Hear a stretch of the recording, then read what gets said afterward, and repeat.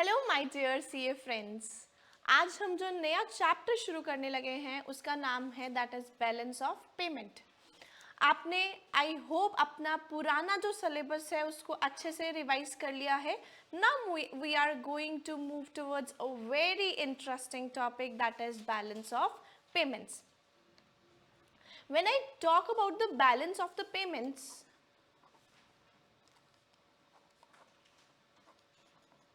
तो इसमें ना दो एस्पेक्ट्स आते हैं। आपने अपने अकाउंट्स में दो एस्पेक्ट्स पढ़े थे और वो कौन से एस्पेक्ट्स थे? Debit side and the credit side. Debit का मतलब क्या होता है? डेबिट का मतलब इन जनरल होता है खर्चा, और क्रेडिट का मतलब क्या होता है? क्रेडिट का इन जनरल मीनिंग होता है इनकम। आपको पता है ये ऐसा भी हो सकता है कि जो खर्चा है, खर्चे को हम एक्सपेंस लिख दिए। जब भी हमारे एक्सपेंसेस हमारे इनकम से ज़्यादा होंगे, एक्सपेंसेस क्या है मतलब खर्चे क्या है ज़्यादा है और इनकम क्या है कम है, ये कौन सी सिचुएशन होती है? ये एकदम सैड वाली सिचुएशन होती है। When the expenses are greater than income, it is sad वाली situation, that is we are in the deficit.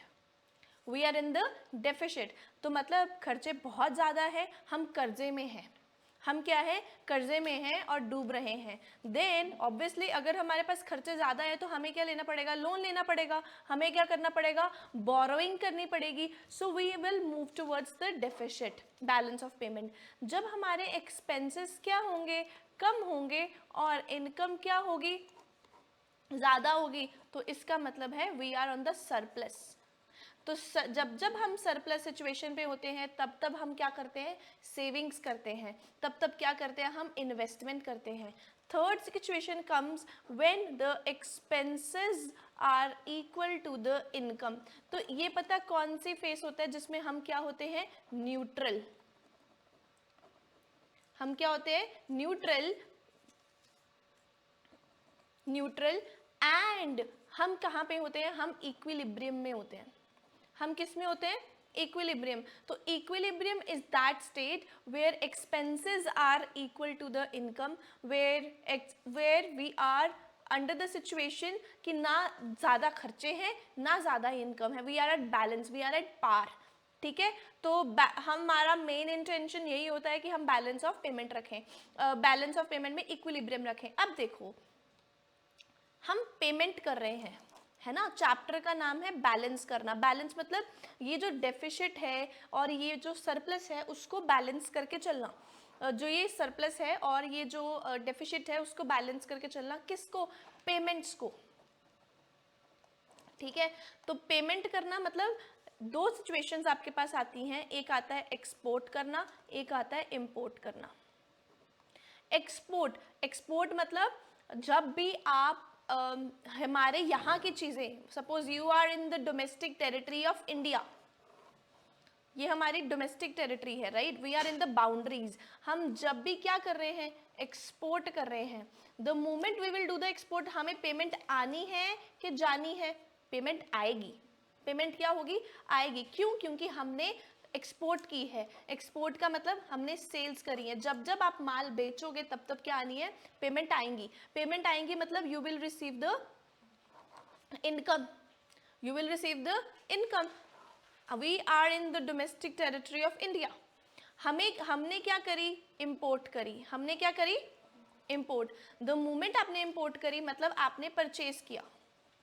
आपने क्या किया? परचेज किया। अब आपको पेमेंट करनी पड़ेगी या फिर पेमेंट आएगी? आपने करनी पड़ेगी पेमेंट्स। इस केस में क्या हुआ? We have income, we have payments. Payments को हम किस तरीके से समझ के चल सकते हैं? पेमेंट्स को हम एक्सपेंसेस के तौर पे समझ के चल सकते हैं। जब पेमेंट्स ज़्यादा होंगी मतलब खर्चा ज़्यादा होगा। पेमेंट्स किसके अकॉर्डिंगली? इनकम के। इनकम मतलब रिसिप्ट्स के। या पेमेंट को जो भी एक्सपेंसेस हैं उसको इंपोर्ट कंसिडर कर दिया जाए तो आपको डाउट नहीं होना चाहिए। When the imports are greater than exports, तो ये कौन सी सिचुएशन होगी? बुरी बात या अच्छी बात? बुरी बात। कब? क्योंकि हम बाहर से चीज़ें बहुत ज़्यादा मंगवा रहे हैं, बाहर से बहुत सारी चीज़ें मंगवाएंगे, इसका मतलब है कि हम लोन लेना पड़ेगा हमें, हम कर्जे में डूब जाएंगे। फॉर एग्जाम्पल आजकल जो नई एप्लीकेशन है बहुत चलती है, दैट इज़ मीशो। लोग अननेसेसरी फालतू का खर्चा कर रहे हैं, ये चीज़ की ज़रूरत है। इवन आई हैव सीन कि हम जब जब आटा गूंथते हैं ना तो हमारे हाथों पे आटा लग जाता है। तो देर इज़ अ डो, मतलब एक पोटली सी है, उसमें आप आटा डाल दो, थोड़ा सा पानी डालो एंड देन उसको बंद कर दो। So you will not end up with messing of your hands. वो डो को बस मसलना है और आप मतलब एक ट्रांसपेरेंट सा है सिलिकॉन बेस, जिसमें आप आटे को मतलब बंद करके and you can do the आटा जो है वो गूंदा जाता है, right. So what is that? Unnecessary expenditure. जब आप इंपोर्ट कर रहे हो, बहुत ज़्यादा चीज़ें आप बाहर से मंगवा रहे हो, तो क्या होगा? डेफिसिट ही होने वाला है। आपका जितने भी आपके पास पैसे हैं वो कम ही होने वाले हैं अगर आप बहुत ज़्यादा एक्सपेंडिचर करके चल रहे हो, राइट। और जब एक्सपोर्ट्स बहुत ज़्यादा है, इंपोर्ट्स कम है, तो क्या होगा? That is favourable situation. आप क्या किस में जाओगे? सरप्लस में जाओगे, क्योंकि अगर आप एक्सपोर्ट कर रहे हो that means you are dealing in the dollar. Dollar is the dominating currency जो आपको बार बार क्या मिलती है? बाहर से मिलती है, right. So dollar, you will receive what? You will receive the dollars. The moment you will receive the dollars, आप एक इकोनॉमी के लिए जितने भी डॉलर्स होंगे ना, वो फेवरेबल बात होती है। पता है क्यों? क्योंकि डॉलर हर जगह पे एक्सेप्ट होता है ना। आपने अगर कनाडा है ना, तब भी आपके पास कैनेडियन, चाहे आप कैनेडियन डॉलर करो, बट वहाँ की गवर्नमेंट भी यूएस डॉलर को एक्सेप्ट करने के लिए बहुत रेडी होती है। तो अगर एक कंट्री के पास बहुत सारे रिजर्व्स होते हैं ना इन टर्म्स ऑफ डॉलर, तो उसे अच्छी कंट्री माना जाता है। उसे माना जाता है कि ये स्ट्रॉन्गर कंट्री है, और उस कंट्री की जीडीपी भी स्ट्रॉन्ग होती है, और उस कंट्री की इन्फ्लेशन भी इतनी जल्दी नहीं बढ़ती। ठीक है, क्लियर है इतना part? Then we have something, इसका मीनिंग अब समझ के चलते हैं। बैलेंस ऑफ पेमेंट इज, हम सारा का सारा रिकॉर्ड मेंटेन करके चलते हैं। किस चीज़ का रिकॉर्ड? इम्पोर्ट्स का रिकॉर्ड, एक्सपोर्ट का record of all the economic transactions. Economic transaction मतलब ऐसी transactions which are related with the money, so between the residents of the reporting country and the residents of the foreign country. reporting country मतलब जो भी country है, for example if we are in the India, तो हम India के जितने भी, India export क्या कर रहा है, इंडिया इम्पोर्ट क्या कर रहा है, and residents of foreign countries, मतलब एक कंट्री एक्सपोर्ट करेगी तो दूसरी कंट्री इम्पोर्ट करेगी ना। एक कंट्री बेच रही है, दूसरी कंट्री सेल कर रही, बेच रही है मतलब सेल कर रही है, दूसरी कंट्री बाय करेगी ना, है ना, during a period, given period of the time, usually it is 1 year.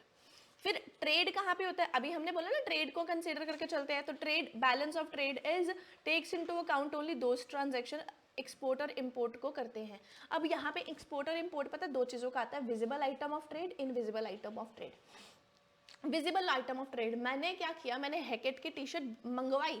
हैकेट is a बाहर का ब्रांड, राइट। तो वो अगर मंगवाई मतलब बाहर से मैंने इंपोर्ट कराया, the moment I did the import, that is visible item of trade, क्योंकि that good can be touched and the seen. The moment I deliver my lecture to the US students with the help of CFA curriculum, right, with the help of online students, तो मैं क्या कर रही हूँ? Invisible balance of trade. मैं online lectures आपको भी दे रही हूँ, बहुत से इंडिया में स्टूडेंट्स को दे रही हूँ। If I have my students in from the Australia और the America of CFA, chartered financial analyst, right, तो होगा क्या? I am doing the goods, I am importing my services, I am exporting my services. कौन सी services? That is invisible balance of trade, invisible item. ठीक है, invisible item means I am delivering the services, visible item means I am delivering the goods. तो हम यहाँ पे क्या करते हैं? बैलेंस ऑफ ट्रेड में हम इंपोर्ट्स ऑफ द गुड्स को कंसीडर करके चलते हैं। The visible item, it does not consider the exchange of the services. तो हम इनविजिबल आइटम को बैलेंस ऑफ ट्रेड में कंसीडर नहीं करते। हम कौन से आइटम्स को कंसीडर करते हैं? Only visible item of goods. तो हमारे पास ना दो क्वेश्चन आते हैं, that is very important. One is the capital account, another is the current account. The moment I talk about the current account, records all the transaction, import and export of the goods and services, unilateral transfers during the period of time. Unilateral transfers are those transfers, जैसे one time, जैसे कि एक country में बाढ़ आ गई और दूसरी country ने क्या दिया? एज अ फॉरेन रिलीफ, मतलब एज अ फॉरेन एड दे दिया, है ना, कोई भी चैरिटी कर दी, that is one time. Productive काम करने की वजह से पैसा नहीं मिला है, फ्री ऑफ कॉस्ट पैसा मिला है। जैसे हमने कोई भी दान पात्र में कोई चीज़ दान में डालते हैं, दैट इज यूनिलेटरल, है ना। So the main components of these are exports and imports of the good. Visible item I told you कि हम क्या करते हैं, गुड्स को भेजते हैं। Export and import of the services, that is invisible item, ठीक है। जैसे हमने शिपिंग सर्विस दी, बैंकिंग सर्विस दी, इंश्योरेंस सर्विस दी, डॉक्टरी वाली सर्विस दी, ठीक है, जो इंजीनियर वाली सर्विसेज दी।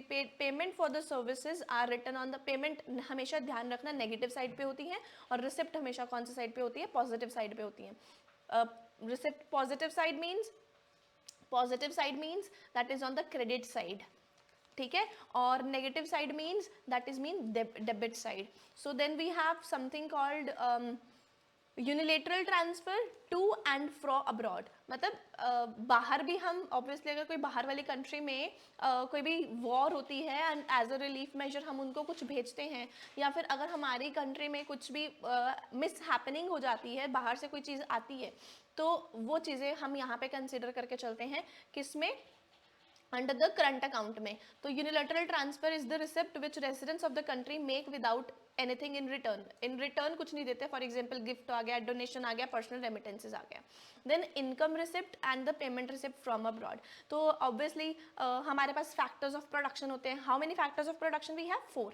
लैंड, लेबर, कैपिटल, एंटरप्रेन्योर, ठीक है। उन लैंड के ऊपर क्या मिलता है? Rent, interest, profit. So the net balance of visible trade is known as the current account. जो भी करंट अकाउंट का बैलेंस है, जैसे कि पेमेंट्स एंड द जो भी हम रिसिप्ट साइड है और पेमेंट साइड में से जो भी हम कैलकुलेशन करके निकालेंगे, that would be our current account. Current account हमारी क्या बताता है? हमारी नेट इनकम को बताता है। करंट अकाउंट हमारी क्या बताता है?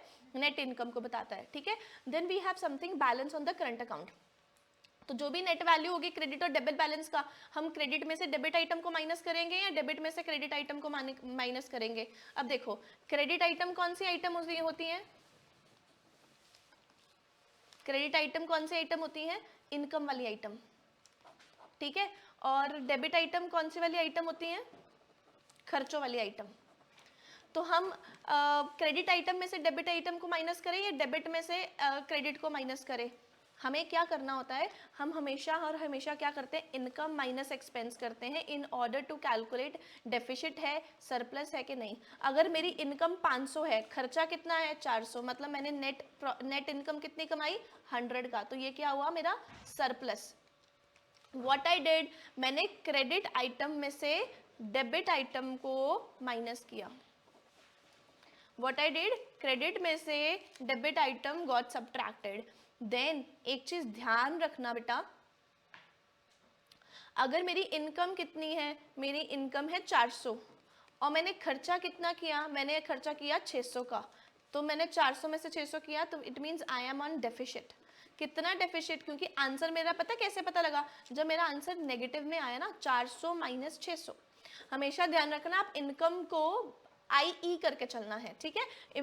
इनकम को माइनस करके चलना, इनकम में से एक्सपेंसेस को माइनस करके चलना है। क्लियर है? सो surplus indicates credit items are more than the debit items, net inflow है।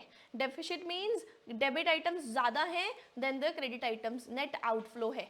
तो यहीं पे ही मैं आपको नोट करा देती हूँ, सरप्लस का मतलब नेट इनफ्लो, और यहाँ पे डेफिसिट का मतलब नेट आउटफ्लो। आउटफ्लो मतलब बाहर जाने वाली चीज़ें ज़्यादा हैं, बाहर जा रही ना, नेगेटिव में है तो बाहर जाएंगे, मतलब हमें पेमेंट करनी पड़ेगी, एक्स्ट्रा पेमेंट करनी पड़ेगी, ठीक है, बोरोइंग करनी पड़ेगी चुकाने के लिए।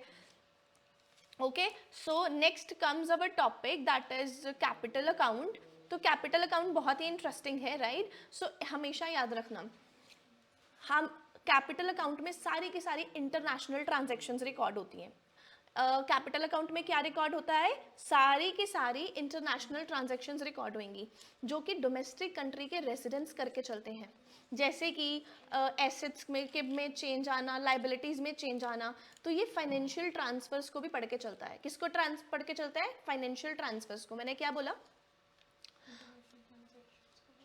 हाँ, मैंने अभी क्या बोला है? दैट इज हम कैपिटल ट्रांजैक्शंस को रिकॉर्ड कर रहे हैं। कैपिटल अकाउंट में सारी की सारी international transactions are getting recorded. ठीक है, हम किसका रिकॉर्ड मेंटेन करके चल रहे हैं? सिर्फ और सिर्फ इंटरनेशनल ट्रांजैक्शंस का। अब ध्यान रखना, of the residence of the domestic country, मतलब हमारे यहाँ पे लोग कितनी इंपोर्ट करवा रहे हैं उसका। चेंजिंग इज एसेट और liability with the foreign resident. अब देखो कैसे होगा, see of domestic residence, right, there is a person named Ashna, Rohit, ठीक है, ये कौन है? ये डोमेस्टिक रेसिडेंट्स है, मतलब इंडिया में रहने वाले लोग हैं। इंडिया में पता कैसे लगा कि ये इंडिया में ही रहते हैं? क्योंकि इनके पास जो मनी है ना वो इन टर्म्स ऑफ रुपीज है और ये रह भी इंडिया में रहे हैं, ठीक है। अगर ये कनाडा में रह रहे होते ना तो ये क्या होते, इनके पास कैनेडियन डॉलर होते। जब ये same country and same dollar होता, that means they are in the domestic territory. अगर ये इंडिया में होते पर इनके पास जो मेन करेंसी है वो कैनेडियन डॉलर में होती ना, तो ये मतलब ये इंडियन के रेसिडेंस नहीं है, ये बाहर के रेसिडेंस है, ठीक है। ये एक तो चीज ध्यान रखने वाली है।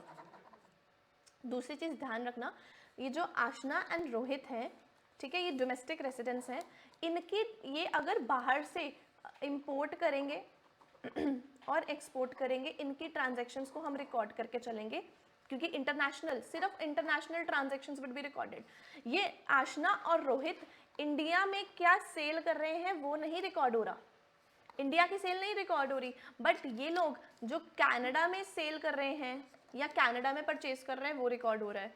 अगर वो लोग ऑस्ट्रेलिया में ट्रेड कर रहे हैं तो रिकॉर्ड हो रहा है, अगर वो लोग अमेरिका में ट्रेड कर रहे हैं तो रिकॉर्ड हो रहा है, सिंगापुर में रिकॉर्ड कर रहे हैं तो रिकॉर्ड हो रहा है, जापान में कर रहे हैं ट्रांजैक्शन तो रिकॉर्ड हो रहा है, चाइना में कर रहे हैं ट्रांजैक्शन तो रिकॉर्ड हो रहा है। मतलब सारी की सारी international transactions are getting recorded, not the domestic transactions. इतना मीनिंग क्लियर हुआ? कैपिटल अकाउंट में सिर्फ और सिर्फ डोमेस्टिक कंट्री की ट्रांजैक्शंस रिकॉर्ड हो रही है, चेंजिंग हिज लायबिलिटी और द एसेट्स। अब देखो ये हमारी बन गई balance sheet. What is it? Balance sheet. Balance sheet में ये साइड कौन सी है? ये टी शेप वाली बैलेंस शीट है, लायबिलिटी है, एसेट। हम बैलेंस शीट कौन सी बना रहे हैं? T shape.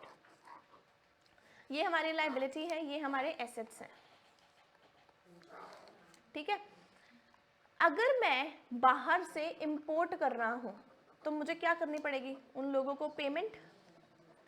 अब जब मैं पेमेंट करूंगा ना तो मेरे को पेमेंट करनी है, तो ऐसा नहीं तो हाथ के हाथ पेमेंट करनी है। जो अगर मैंने आज ट्रांजैक्शन करी ना तो गवर्नमेंट, हम चाहे आज पेमेंट कर दे पर गवर्नमेंट उसी दिन नहीं क्लियर कर देती, government takes 3 days.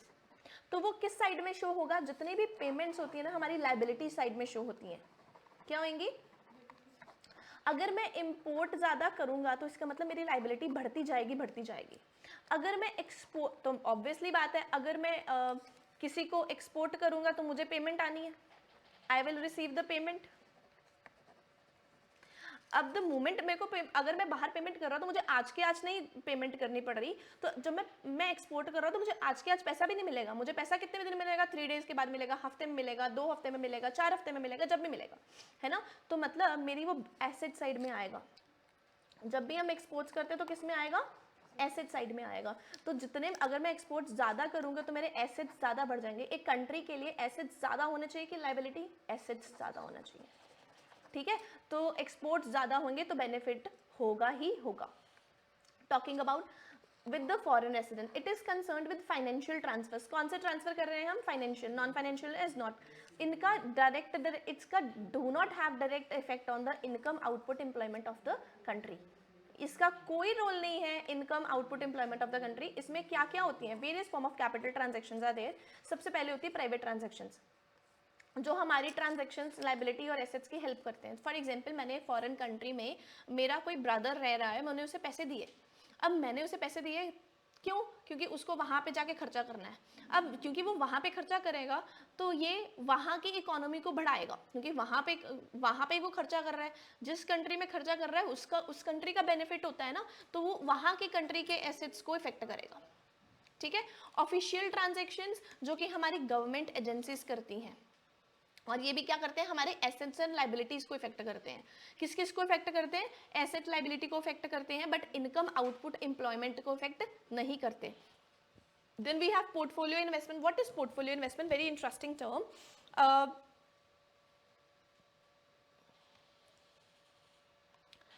You know, आज के टाइम पे शेयर मार्केट में लोग इन्वेस्ट करते हैं, शेयर मार्केट में इन्वेस्ट करते हैं, शेयर्स खरीदते हैं। हम जब अपने कंट्री के ही शेयर्स खरीदते हैं ना, that is known as the direct investment, that is known as the हम लोग की इन्वेस्टमेंट है ना, we are doing the investment in the share market. जब बाहर के लोग हमारी शेयर मार्केट में इन्वेस्ट करते हैं ना, for example Canadian people are investing in our share market, तो इसको पता क्या बोलेंगे, इसको बोलेंगे FIIs, foreign investors are doing the investment. ठीक है, तो it is the acquisition of assets that does not, और क्योंकि वो हमारे यहाँ के शेयर्स में मतलब शेयर्स में इन्वेस्ट करके चल रहे हैं, तो उसे बोलेंगे इनडायरेक्ट इन्वेस्टमेंट। क्या बोलेंगे, इनडायरेक्ट इन्वेस्टमेंट, पर उनका कंट्रोल नहीं है हमारे इधर के एसेट्स के ऊपर। फिर आती है direct investment. For example we have Starbucks, we have Domino's, इनकी क्या है, डायरेक्ट इन्वेस्टमेंट है ना, कि हमारे यहाँ पे अगर स्टारबक्स है तो वो उनके ऊपर डायरेक्ट क्लेम है। अगर वो इधर आके डायरेक्टली होम ले लेते हैं ना, तो उसको बोलते हैं डायरेक्ट इन्वेस्टमेंट। जब वो एसेट परचेज कर रहे हैं, that is known as direct investment. अगर वो एसेट्स नहीं परचेज कर रहे, घर नहीं परचेज कर रहे, बट घर का शेयर खरीद रहे हैं, तो उसको बोलेंगे indirect investment, that is portfolio investment. ठीक है, फिर आता है बैंकिंग इनफ्लो। जब आप high rate of return as a high rate of return as NRI deposits, inflow of hot money seeking the high rate of return as NRI deposits। जब बाहर के लोग हमारे यहाँ पर बैंक्स में पैसा जमा करवाते हैं ना, that is known as the banking inflow. ठीक है, ऑफिशियल रिजर्व ट्रांजैक्शन मैंने आपको पहले बता दिया कि हमारे यहाँ पे ट्रांजैक्शंस क्या होती है, इन टर्म्स ऑफ डॉलर होती हैं। जब बाहर के कंट्री के लोग हमारे यहाँ पर आके ट्रांजैक्शंस करते हैं ना इन टर्म्स ऑफ डॉलर, तो हमारी कंट्री के डॉलर्स इंक्रीज होते हैं, that is known as official reserve transaction, जिसमें हमारे डॉलर्स पड़े हुए हैं। बट देखो, अगर किसी दुकान में जाना है तो वो डॉलर नहीं देके पेमेंट करता, वो क्या करता है, वो रुपीज में पेमेंट करता है। So it includes change in the country gold reserves, foreign exchange reserve, foreign securities, SDRs and IMF। with IMF is International Monetary Fund. Net value of direct and portfolio investment is called capital account. जब हम direct and portfolio investment में balance देख के चलते हैं, that is known as what, official capital account। अब balance on capital account क्या बताएगा, अगर तो surplus है इसका मतलब credit items are more than the debit items, net inflow है, same meaning जो आपने current account में पढ़ा था। अब हमारे पास ना कुछ चीजें हैं that is हमें पढ़नी पड़ेगी, that is autonomous item। ठीक है, ऑटोनोमस आइटम्स हमेशा जब भी होती है, very very important, very very important. Okay, so autonomous items refer to international economic transactions, जो कि इकोनॉमिक मोटिव से की जाती है, प्रॉफिट को मैक्सिमाइज करने के लिए। मतलब हम जब सेल और परचेज करते हैं, पता क्यों करते हैं, because we want to increase our profit, तो that is known as the autonomous item. ठीक है, this transaction independent of the state of countries balance of payment. तो देखो, जब मैं सेल परचेज कर रही हूँ तो हम बैलेंस ऑफ पेमेंट नहीं देख के चलते। मेरे को अगर बाहर की कंट्री में सेल करनी है या परचेज करनी है, तो मैं ये देखता हूँ मेरा भारत कैसी पोजीशन पे है, मेरा भारत डेफिसिट पोजीशन पे है, तो मैं इंपोर्ट नहीं करूंगा। ऐसा नहीं हम करते हैं, है ना। तो हम क्या करते हैं, these are independent of the country's balance of payment situation. इसको बोलते हैं above the line balance of payment. क्या बोलते हैं हम इसको, above the line item in the balance of payment, that is known as above the line. का मतलब है we are on the autonomous item. ठीक है, ये MCQ में भी आता है, हमें डायरेक्ट डिफरेंस भी लिखने को मिलता था इन द क्लास 12th। फिर अकोमोडेटिंग आइटम, तो accommodating item because of the balance of payment की वजह से ही हमें अकोमोडेटिंग आइटम करना पड़ता है। ये ना गवर्नमेंट के द्वारा किया जाता है। गवर्नमेंट जब भी ट्रांजैक्शंस करती है ना, तो वो बैलेंस ऑफ पेमेंट को देख के करती है। जैसे कि गवर्नमेंट ने देखा कि बहुत हम डेफिसिट में हैं, तो हमें क्या करना चाहिए, इम्पोर्ट्स का प्राइस को बढ़ाना चाहिए कि लोग इंपोर्ट ना कर सकें। द मोमेंट लोग इंपोर्ट नहीं कर सकेंगे, इंपोर्ट कब नहीं कर पाओगे, जब बहुत ज़्यादा महंगा हो जाएगा चीज़ें, है ना। आप तो फिर आप बोलोगे कि मैं पागल थोड़ी हूँ कि मैं बाहर से चीज़ें इंपोर्ट कराऊँ इतनी महंगी वाली, बेटर है मैं डोमेस्टिक चीज़ें लूँ। तो गवर्नमेंट जब पार्टिसिपेट करती है, refers to transaction occurs because of other activity in the balance of payment such as government financing. जो गवर्नमेंट की फाइनेंसिंग की वजह से जो आइटम जो भी ट्रांजेक्शन होती है ना, हम उसे बोलते हैं अकोमोडेटिंग ट्रांजैक्शन आइटम। तो ये कंट्री के बैलेंस ऑफ पेमेंट के लिए रिस्पॉन्सिबल होता है। This is responsible for the country's balance of payment. इसको हम बिलो द लाइन आइटम भी बोलते हैं. तो अकोमोडेटिंग आइटम को अगर हम पढ़ रहे हैं तो ये क्या होते हैं, because of other activity in the balance of payment. ये परचेज और सेल की वजह से नहीं है, क्योंकि गवर्नमेंट ने फाइनेंस लिया, गवर्नमेंट ने बाहर से बोरोइंग ली और हमें पैसा मिला, है ना, हमें पैसा मिला. देखो जब भी हम किसी से बोरो करते हैं ना तो हमें उसे चुकाना भी पड़ता है ना, वी हैव टू पे ऑफ ऑल्सो.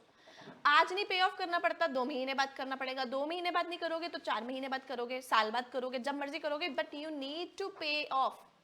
जब जब बोरोइंग करोगे तब तब आपको पे ऑफ करना ही पड़ेगा.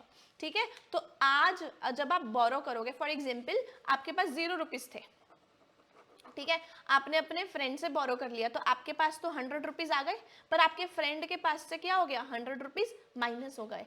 अब 1 साल के बाद अगर आप उसे पैसा दोगे तो आपकी पॉकेट से 100 रुपीज जाएंगे, उसकी पॉकेट में 100 रुपीज आएंगे. देखो ये बैलेंस हो गया ना, एक बारी प्लस माइनस किया 0 बैलेंस, एक बारी प्लस माइनस किया 0 बैलेंस, है ना. तो यही बोल रहे हैं कि जब गवर्नमेंट ने फाइनेंसिंग ली तो क्या हुआ, गवर्नमेंट ने सोचा कि पैसा नहीं है ना, पैसा नहीं है, नाउ लेट्स उसको बैलेंस करने के लिए गवर्नमेंट ने फाइनेंस लिया. द मोमेंट बैलेंस लिया तो 100 करोड़ का पैसा गवर्नमेंट के पास आ जाएगा. 1 साल के बाद उसे 100 करोड़ क्या करना पड़ेगा, चुकाना भी पड़ेगा.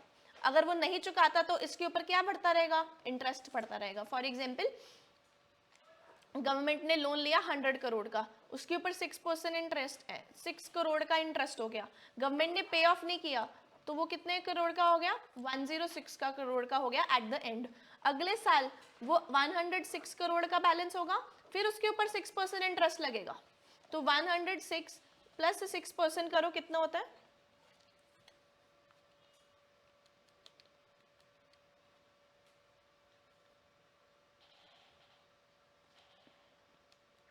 112.36. अब गवर्नमेंट का लोन 100 करोड़ का नहीं रहा, गवर्नमेंट का लोन क्या हो गया, 112 करोड़ का.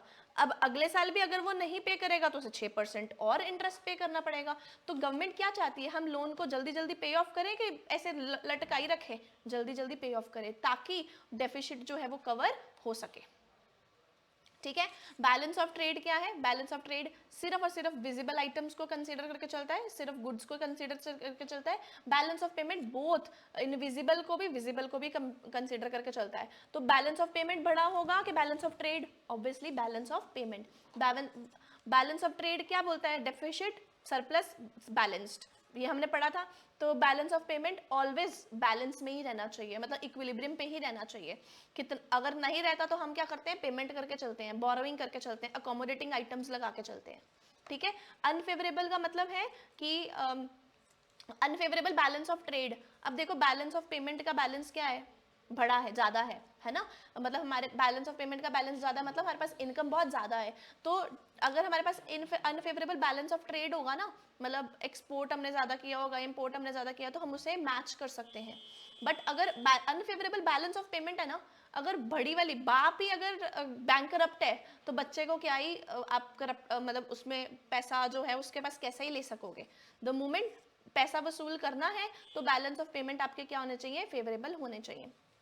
Balance of trade capital account के ट्रांजैक्शंस को रिकॉर्ड नहीं करता है. बैलेंस ऑफ पेमेंट कैपिटल हो, विजिबल आइटम हो, इनविजिबल आइटम हो, सबको रिकॉर्ड करके चलता है. Balance of trade narrower concept है, बैलेंस ऑफ पेमेंट बहुत ही बड़ा कॉन्सेप्ट है as it records all the transactions. ठीक है, then we have economic transactions. तो 4 तरीके की है. विजिबल आइटम्स आपने पढ़ लिया, सारे के सारे goods. Invisible items which can not be touched like shipping, freight, insurance की services, unilateral gifts, capital transfers जो भी बोरोइंग्स वगैरह होती हैं, कैपिटल पेमेंट्स, आपने एसेट को बेच दिया और पैसा ले आए. ठीक है, गवर्नमेंट क्या करती है, मैच करने के लिए अकोमोडेटिंग आइटम को अपना एसेट बेच देगी, क्योंकि पैसा तो चाहिए. अब पैसा चाहिए, पैसा कैसे आएगा, एसेट बेच दो, एसेट बेचा, पैसा आया, अकोमोडेटिंग आइटम, क्योंकि वो सेल परचेज की वजह से नहीं हुआ, ट्रांजैक्शन किसकी वजह से हुई, बिकॉज ऑफ द आपने एसेट को बेचा. ठीक है, कब कब आपके पास आउटफ्लो आता है फॉरेन एक्सचेंज का, जब आप इंपोर्ट करते हो मैंने बताया ना, इंपोर्ट करोगे, बाहर से चीजें इधर आएंगी तो आपको पेमेंट करनी पड़ेगी, तो आपका कौन सा बैलेंस होगा, डेबिट बैलेंस होगा। आपने अगर सर्विसेज इंपोर्ट करी, आपने डोनेशन बाहर वाली कंट्री को दी to the rest of the world, आपने कैपिटल पेमेंट करी, आपने लोन को पे ऑफ किया, तो वो किस में आएगा, इन सब चीज़ों में। Inflow, export of the goods, export of the services, unilateral transfers, बाहर की कंट्री से आपको हो रही हैं, डोनेशंस हो रही हैं, कैपिटल रिसिप्ट, आप बाहर वाली कंट्री ने लोन पे ऑफ कर दिया।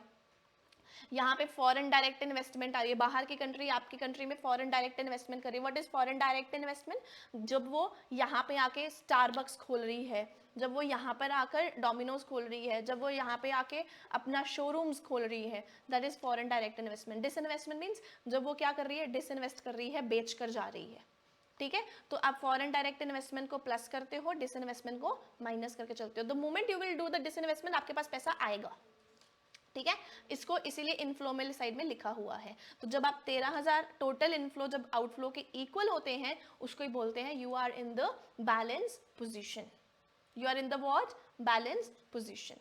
ठीक है, so this was all about the chapter, we have done it, kindly revise and solve the MCQ accordingly. Thank you so much, goodbye.